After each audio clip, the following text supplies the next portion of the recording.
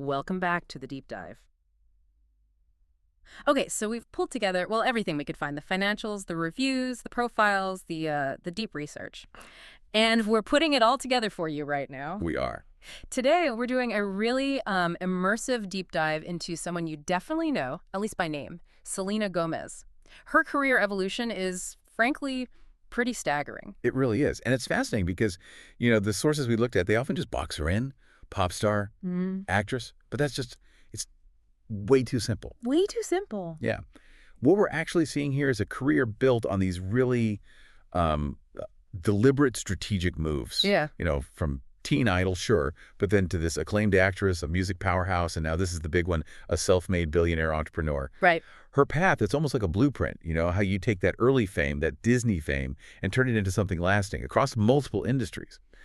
And using vulnerability, interestingly, is like her core business strategy. That's the core of it, isn't it? So our mission today is really to unpack that, this incredible journey. We're going to trace those calculated shifts she made, the ones that gave her more control, more autonomy. We'll dive deep into rare beauty, the business genius there. And also, importantly, understand how sharing these really profound personal challenges, you know, the illness, the mental health stuff, how that didn't sink her career. Quite the opposite. Exactly. It actually sort of cemented her status, right, as one of the most influential women out there today. Okay, let's kick off where it all began. Section 1, the foundation. Her early life and getting into that Disney machine. She was born Selena Marie Gomez, July 22nd, 1992, Grand Prairie, Texas. Yep. And famously named after the Tano icon, Selena Quintanilla. That's the famous part. But the sources, they really emphasize this wasn't some, you know, easy start. The financial struggles early on, that's like a key piece of her origin story. Really? Oh, yeah. Her mom, Mandy Teefey, who was actually a stage actress herself, she had Selena when she was just 16. Wow, 16? Yeah. And Gomez herself, she's talked about it pretty openly, Oh. like really vivid memories of scarcity, real financial worry. What kind of details did the sources mention? It sounds like it really shaped her. It absolutely did. They paint this picture of like genuine hardship. She talked about, you know, that feeling of having to hunt for quarters just to get gas for the car. Oh, man. Yeah. And relying on the dollar store for food. She specifically remembered buying spaghetti there. She said it created this deep drive, almost a fear. She used the word terrified about being stuck in Texas. That pushed her, you know, really pushed her towards success. You can see how that kind of pressure would forge ambition. That drive makes sense. Totally. That hunger.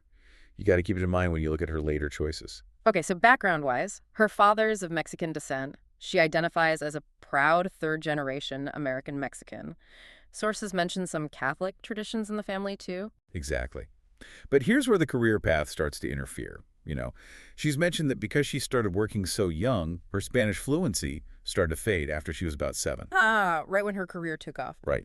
She was being pulled into Hollywood, into the demands of that world, right when those cultural ties, like language, would normally be solidifying. It shows those early trade-offs, doesn't it? It really does. And that career launch was super early, 2002, Barney and Friends, playing Gianna for a couple of years. That was the start. And she actually credits Barney quite a bit, said it was a crucial foundation, even though she was apparently very shy back then. Shy. Interesting. Yeah, but she said it taught her everything. You know, the basics of being on camera, like where camera right is, blocking, just how a set works, the nuts and bolts. But the real game changer, the thing that put her on the map as a teen idol globally, that was Wizards of Waverly Place, Alex Russo, 2007 to 2012. That just blew things up for her. Oh, completely. Instant A-list kid star. Became one of the, 10 highest paid kids on TV practically overnight. And what's interesting is that critics, even then, were pointing out her specific skills. Like what? Her comic timing. That sarcastic delivery she had as Alex. It wasn't just about singing or dancing like some other Disney stars. She had this specific acting ability that people noticed. And even while Wizards was massive, she wasn't just, coasting. The sources really highlight how quickly she started branching out, basically laying the groundwork for everything that came later. Absolutely. She was already dipping her toes into other things. Like in 2008, she starred in another Cinderella story. It was direct-to-video. Right, I remember that. Yeah, but the significant thing was the song from it, Tell Me Something I Don't Know. They got her first entry onto the Billboard Hot 100. It was like a little test balloon, testing the waters for music. Which then led pretty directly to forming the band Selena Gomez and the Scene in 2009. And that name, it tells you something about her awareness even then, right? Totally self-aware. The sources specifically say the name was this kind of ironic jab at people calling her a wannabe scene. Like she knew what they were saying. Owning it. Exactly. Yeah. They put out 3 albums, pop rock, bit of electronic, dance pop. It let her get into the music world professionally, but maybe without the, intense pressure of launching as just Selena Gomez solo artist right away. Smart. A bit of a buffer. Yeah. And crucially, even then, she was already thinking beyond performing. She was thinking about the business side. At what age? This is wild. At 16, she founded her own production company, July Moon Production. 16. That's incredible. Isn't it? And one of the first big ideas she had for it was adapting the book 13 Reasons Why into a movie. Now, it didn't happen as a movie right then, but the intent. Yeah. It's so clear. She wasn't just going to be the actor. She wanted control. She wanted to produce. That ambition was there from the jump. That really foreshadows everything, doesn't it? And that whole band phase, that exploratory period, it kind of culminated with their last album, When the Sun Goes Down, in 2011, gave us Love You Like a Love Song. Which is now, a total cult karaoke classic, as the sources put it. Definitely is. It's a good run for the band, commercially successful. So when she announced they were taking a hiatus in January 2012, she could frame it perfectly. It was, quote, exploratory. She'd done the experimenting, got the experience, built a fan base, and now she was ready to go solo. Okay, so that decision, going solo, brings us right into section 2, breaking the mold. This is roughly 2012 to 2016, and this transition, from Disney kid to credible adult artist, it's famously tricky. Lots of people stumble. It's notoriously difficult. But she approached it with these, really bold strategic moves. Almost aggressive pivots. First up was something designed to make people sit up and notice, right? Spring Breakers in 2012, that exploitation film. Yeah, that was the visual shocker, a complete U-turn from wholesome Alex Russo. Why was that specific role so strategic, more than just playing someone older or edgier? Well, it was genius from an image management perspective. Where? The film itself, it got pretty decent reviews, lots of buzz, people calling it a potential cult classic. But one critic, and the sources picked up on this, said something really insightful. What was that? That the role let her simulate the behavior that feeds the tabloids without the humiliations. Think about that. Okay. She could play rebellious, play controversial, seem mature on screen, but it was acting. It separated her artistic choices from her actual private life, a kind of controlled detonation of her Disney image. Not many stars manage that separation so well. That is smart, a controlled controversy. Okay, so right after that film power move, she officially launched the solo music career. Stars Dance, 2013. Yep. Straight into the EDM pop sound. It was big then. She actually called it, kind of charmingly, baby dubstep. And it worked. Commercially, it was a hit. Her first #1 album in the U.S. But this is where things start getting really complicated personally, right, as she's hitting these professional highs. Yeah, this is the point where the pressure seems to really mount. She suddenly canceled the Asia and Australia dates for the Stars Dance Tour late 2013. That raised eyebrows. It did. The official line was, she needed a break, a hiatus. But the real story, the much more serious one, came out later. In 2015, she confirmed why she stopped the tour. Which was? It was her lupus diagnosis. She needed chemotherapy. That's why she had to stop. It's just a brutal reminder, isn't it, that behind the scenes, these massive stars are dealing with incredibly serious, life-changing health stuff privately. Absolutely brutal. And while dealing with that, she's also making these tough, necessary business decisions for her future. 2014, she fires her mom and stepdad as her managers. Yeah, and the sources are really clear. This wasn't like a personal family drama playing out publicly. It was a strategic necessity. To do what, exactly? To properly move on into more adult-oriented fare in film and music. That's the quote. To finally, definitively shed that Disney's teen idol label that was holding her back. She needed a team that was fully aligned with that vision, her adult vision. Even if it meant a really difficult break from family management. Makes sense. You need the right team for the next level.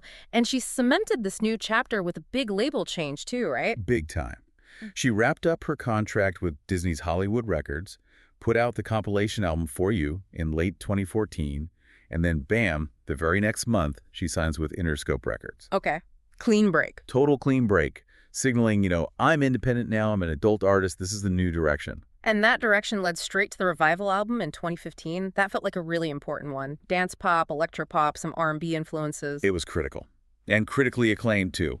People were calling it one of the most influential pop albums of the late 2010s, which is high praise. High praise, and commercially, it delivered massively. Phenomenally. Revival spun off 3 straight #1 singles on the pop airplay chart. Good for You, Same Old Love, Hands to Myself. Do you know how rare that is? How rare. At the time, she became only the 6th woman ever to get 3 pop airplay #1s off a single album. That's huge. She wasn't just surviving the post-Disney transition, she was dominating the pop charts. Just incredible momentum, which makes the next part almost cruel irony, really. Another peak, followed by another major personal setback, canceling the European and South American legs of the Revival tour in 2016. Yeah, and again, rooted in the lupus. This time, it triggered severe anxiety, panic attacks, depression. She had to go back into treatment, into rehab. And this happened when her public profile was arguably at its absolute highest ever. Exactly. She'd just become the most followed person on Instagram worldwide. The first person ever to hit 100 million followers. Wow. So you have this extreme contrast. Peak global fame, #1 hits, record-breaking social media presence, colliding head-on with this deep internal struggle, this health crisis. And that contrast, that tension between the external success and the internal reality, that would become, kind of ironically, the very core of her brand identity moving forward. That vulnerability becoming strength. Yeah. And that seems to be the catalyst for her next major shift, moving more behind the scenes into production and advocacy. Okay, let's pick up that thread then. Section 3, producer, advocate, and global chart domination. This period, say, 2017 to 2023. It feels like this pivot came partly from needing more control, maybe something less physically demanding than touring, given the health issues. That makes a lot of sense. Shifting focus behind the camera gives you more control over your schedule, your environment. And that production company she started way back when she was 16, July Moon. This is where it really started to pay off big time, starting with 13 Reasons Why. Right, the Netflix series. She was executive producer, kicked off in 2017. Why was that show such a big deal for her as a producer? Because it showed she could shepherd really difficult, controversial material to massive success. That series adaptation, it was huge. Became the most tweeted about show of 2017. You got a lot of criticism too, though. Oh, absolutely. For how it handled suicide, other sensitive topics, but commercially and culturally, it was a phenomenon. It proved that her initial vision for the book, which, remember, she first wanted to star in as a movie, was something that could connect with a huge audience. It established her as a producer with clout, a tastemaker. And her production work quickly started reflecting her personal values and background, too. Definitely. Look at Living Undocumented, the Netflix docuseries from 2019. She executive produced that. And the sources explicitly say it was inspired by her own family's experiences with immigration. So you see this pattern emerging, using her production power to shine a light on issues she cared about personally. Then came something totally different in tone, Selena plus Chef, starting in 2020 during the pandemic, that warm, fuzzy cooking show. Such a smart pivot during lockdown. It was produced remotely at first, became a real anchor for HBO Max, later Food Network. But the real genius, I think, wasn't just the charming format, it was the built-in charity angle. Right, the donations. Yeah, $10,000 donated to a different charity each episode. They raised over $360,000 just in the first 2 seasons. It was entertainment, sure, but with this very clear, tangible philanthropic mission baked right in. Again, reinforcing that theme. Her work needs to have purpose beyond just entertainment. Okay, let's swing back to her music during this time. She was still taking creative risks, like the single Bad Liar in 2017, sampling Talking Heads that got a lot of critical love. Universal acclaim, basically. Yeah. Billboard even named it the best song of 2017. And technically, she was innovating too. She pioneered using a vertical music video for it, premiering just on Spotify. So she was pushing boundaries in sound and how music was presented. But the big personal triumph in music came with the album Rare in 2020, didn't it? That gave her Lose You to Love Me, her first ever Billboard Hot 100 #1 single. That was huge. And hugely personal. She talked very openly about writing that song right after getting out of treatment. She literally called songwriting the best therapy. It deepened that connection she had with her audience. They felt like they understood the journey behind the music. And she wasn't stopping there musically. She made a really significant cultural move with the Spanish language EP Revelation in 2021. Oh, that was important. Blending reggaeton, Latin pop, R&B. It felt like a real reconnection with her heritage. And it got serious industry recognition, a Grammy nomination. Plus, chart-wise, it made history. Oh, so? She became the first female artist in over 10 years to top both the U.S. Latin Albums chart and the Latin Airplay chart at the same time. So it was this successful, high-profile embrace of her roots on a global stage. But then, if we're talking sheer, unexpected global smash hit, we have to talk about Calm Down, the remix with Rima in 2022, Afrobeats. Okay, this track is just staggering. The source material literally calls it the most successful Afrobeats song of all time. Think about that. That's a massive claim. It is. It just transcended everything. Genre, borders. It became her biggest hit ever on the Hot 100. It set all these crazy longevity records. It was #1 on the U.S. Afrobeats songs chart for 58 weeks straight. 58 weeks? Yeah. For someone known primarily for, Hollywood pop, achieving that level of global dominance with an Afrobeats track, it just shows this incredible reach and adaptability she has. And while all that was happening on the music front, she made this huge return to acting in a role that felt, perfectly suited to her more mature, witty persona. Only Murders in the Building, starting 2021. Oh, MITB. Yes. And she's not just starring, he's executive producing again. Yeah. The show was an instant hit. Broke records for Hulu most watched comedy premiere ever. And her performance got great reviews, right? Especially alongside legends like Steve Martin and Martin Short. Phenomenal reviews. Praise for her performance, sure, but specifically her comedic timing, her chemistry with Martin and Short. She absolutely held her own, proved her comedy chops weren't just an Alex Russo thing. And that success, again, translated into more power behind the camera, cementing that producer role. Absolutely. Because of OMPB's success, she became the most nominated Latina producer ever for the big one, the Primetime Emmy for Outstanding Comedy Series. 3 years in a row she got nominated.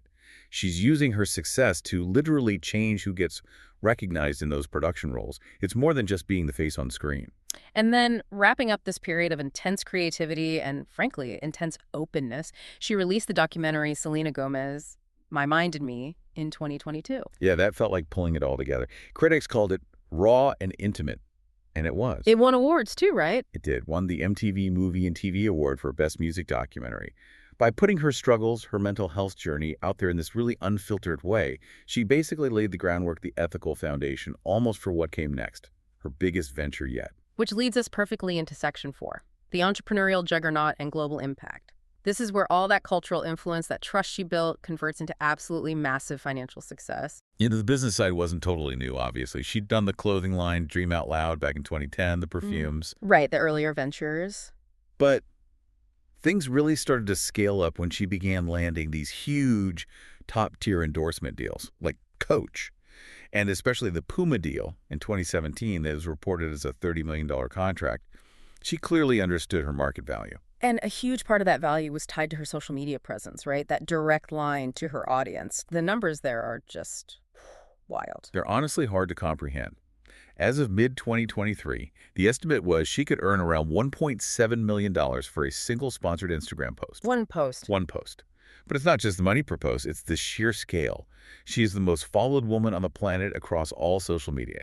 Over 690 million followers combined. Mind-blowing. And on Instagram specifically. She reclaimed the title of most followed woman in 2023. She was the first person ever to pass 100 million followers and the first woman ever to pass 400 million. That's not just fame. That's influence on an unprecedented scale. And she started leveraging that influence differently, didn't she? Moving beyond just endorsing products. Exactly. She shifted from being just the face of a brand to being an owner, an investor, a co-founder. Like in 2020, she became an owner-investor in the ice cream brand Serendipity. In 2021, the delivery company GoPuff. And really significantly, in 2021, she co-founded Wondermind. The mental health platform. Yes. Notice the pattern. Ice cream? Okay, that's fun. But GoPuff is about convenience, and Wondermind is directly tied to her advocacy work. Her business moves started aligning perfectly with her personal mission, control and purpose again. Which brings us to the absolute centerpiece of her business empire, Rare Beauty, launched in 2020. In a really crowded celebrity beauty market, what made Rare stand out so much, so fast? It just wasn't playing the same game. From day one, Rare Beauty wasn't just about makeup. Its entire mission was woven around inclusivity and mental health advocacy. How so? The brand's stated goal, explicitly, is about helping people feel good about themselves. It's selling self-acceptance, not some impossible standard of beauty, not an unattainable image. That's their phrase. It sells empathy. And because she had spent years being so open and vulnerable about her own struggles, that message felt incredibly authentic coming from her. People trusted it. They bought into the mission, not just the makeup. And that mission clearly hit a nerve. The sales figures and recognition are incredible. They're huge. Rare Beauty was named one of Time's most influential companies in 2024. Not just a top beauty brand, an influential company. That says a lot. Wow. It's consistently one of Sephora's best sellers globally. Get this. In 2022 alone, they reportedly sold over 3.1 million units of just one product, their liquid blush. That thing became an instant cult classic. 3 million blushes. Right. Estimates put their 2023 revenue around $300 million, which led to this jaw-dropping valuation in 2024. $2 billion. $2 billion for a brand launched in 2020. Built on authenticity and mental health. Which leads us to the headline that really defined 2024 for her, financially speaking. A billionaire news. Yep. The source material confirms it. September 2024, Selena Gomez becomes a billionaire. Estimated net worth, $1.3 billion. Bruh. But here's the kicker. Roughly 81% of that fortune comes directly from her stake in Rare Beauty. 81%. She literally turned her personal journey, her vulnerability, her advocacy into a billion-dollar business at age 32, making her one of the youngest self-made female billionaires ever. It's kind of the ultimate proof that authenticity can be a massively successful business model. Absolutely staggering. And her influence wasn't just in business or music. She was getting major international recognition in other fields, too, around this time. That's right. On the acting front, her Spanish-language film Emilia Perez premiered at Cannes in 2024, won the jury prize. Big deal. Her performance got rave reviews, and she actually shared the Best Actress award with the whole female ensemble cast. So serious acting cred on the international stage. Exactly. High culture validation. And then, adding to that, the French government made her a member of the Order of Arts and Letters in 2024. That's a massive cultural honor in France. She's being recognized on multiple fronts globally. Okay, let's move into our final section. Section 5, resilience, advocacy, and the future.